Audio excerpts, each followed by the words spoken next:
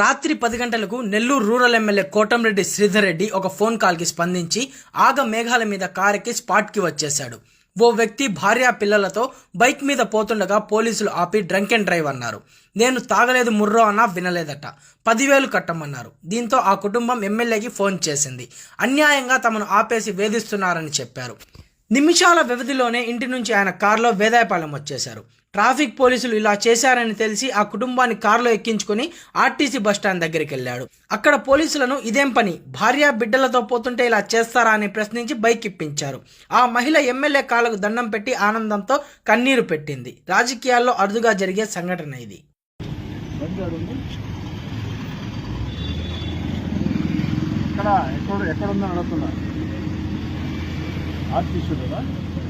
నువ్వు రా, నేను వస్తున్నాడు దగ్గర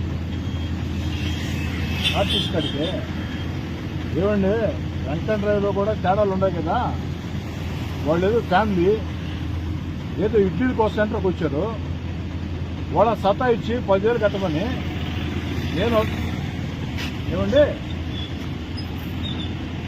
ఎట్లా మీరు ఇప్పుడు వాళ్ళు ఫ్యామిలీ అయితే కనీసం ఆ మాత్రం మానవత్వం లేకుండా నాకు అర్జెంటుగా బిల్ బంద్ చేయడం ఉంది, పంపించడం కాదు. నేను వేదాయపాలెం సెంటర్లో ఉన్నా.